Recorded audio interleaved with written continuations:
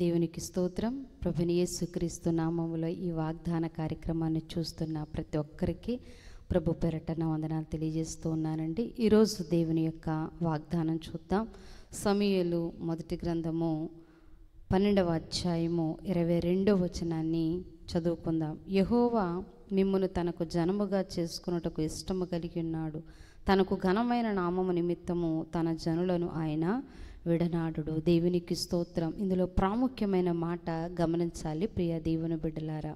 ఆయన జనులను ఆయన ఎన్నటికీ కూడా విడనాడని దేవుడని ఆయన వాగ్దానం చేస్తూ ఉన్నాడు. ఈరోజు నువ్వు అనేకమైన పరిస్థితులు గుండా వెళుతూ ఒకవేళ దేవుడు నన్ను మర్చిపోయి ఉంటాడు, అందుకే నాకు ఈ కష్టాలు, దేవుడు నన్ను మర్చిపోయాడేమో అందుకే నేను ఈ రోగాల బారిన పడి ఉన్నాను, దేవుడికి నేను గుర్తులేనేమో అందుకే నేను ఈ సమస్యల గుండా వెళుతూ ఉన్నాను, దేవుడు నా చెయ్యి విడిచిపెట్టేశాడేమోనని ఒకవేళ రకరకాల ఆలోచనలతో దేవుడు నిన్ను వదిలేశాడని నువ్వు భయపడుతున్నట్లయితే ప్రియ దేవుని బిడ్డ, ఈరోజు ప్రభు నీతో మాట్లాడుతూ ఉన్నమాట, ఆయన బిడ్డవైన నిన్ను ఎన్నడూ ఆయన విడనాడడండి. ఎందుకంటే మాట ఇచ్చి తప్పడానికి ఆయన మనిషి కాదు, ఆయన దేవదేవుడు అంటున్నాడు. ఆయన మాట ఇస్తే నమ్మకంగా దాన్ని నెరవేరుస్తాడు. నువ్వైనా మర్చిపోవాలేమో కానీ ఆయన దాన్ని నెరవేర్చే విషయంలో ఎన్నటికీ నిన్ను మర్చిపోడు. కనుక మనుషుల్లాగా నీతో నేను ఉంటానని,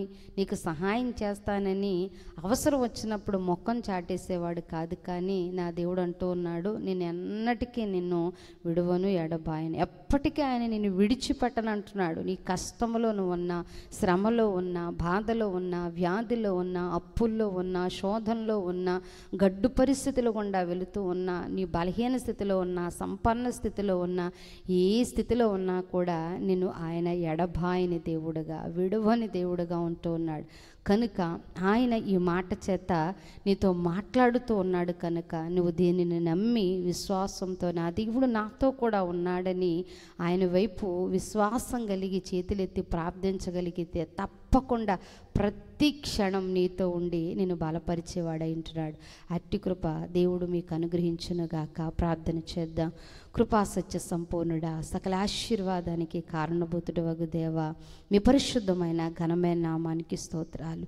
ఇది కాలం చక్కని వాగ్దానం ద్వారా మీరు నాయన అయా నీ ప్రజలతో మీరు మాట్లాడారు ప్రభువా. నువ్వు తండ్రి నీ జనులను నువ్వు ఎన్నడూ ఎడబాయని దేవుడని అంటూ ఉన్నావు ప్రభువా. నిజమే దేవా, నువ్వు ఎన్నడూ విడువని ఎడబాయని దేవుడివి. లోకములో ఎవరైనా విడిచిపెట్టచ్చు, వారు మొక్కను చాటేసి వెళ్ళిపోవచ్చు, కానీ నువ్వు ప్రేమ కలిగిన దేవుడివి, కృప కలిగిన దేవుడివి. ఏ పరిస్థితులు ఏమైనప్పటికీ కూడా నీ జనులు నువ్వు ఎడబాయని దేవుడుగా ఉంటానని వాగ్దానం ఇచ్చావు తండ్రి. ఈ మాట చేతబట్టుకొని ఎంతమంది విశ్వాసంతో ఈ ప్రార్థనలో ఏకీభవిస్తూ ఈ వాగ్దానం నా జీవితంలో నెరవేర్చండి ప్రభువా, మీరు నన్ను ఎడబాయిక నాతో కూడా ఉండండి అని అడుగుతూ ఉన్నారు.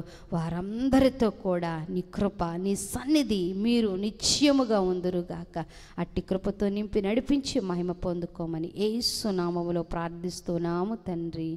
ఆమేన్. దేవునికి స్తోత్రం. దేవుడు మిమ్మల్ని దీవించునుగాక. ఈ వాగ్దాన కార్యక్రమాలు మీతో పాటు అనేక మంది చూసులాగున ఖచ్చితంగా మీరు చూసిన తర్వాత ఈ వాగ్దానాన్ని ఇతరుల అనేకులకు షేర్ చేయండి. మీ వాట్సాప్ స్టేటస్లో వీటిని తప్పకుండా లింక్ పెట్టండి. మీతో పాటు అనేకులు ఈ మాట చేత బలపరచబడతారు. దేవుడు అట్టి కృప మీకు ఇచ్చునుగాక. ఆమేన్.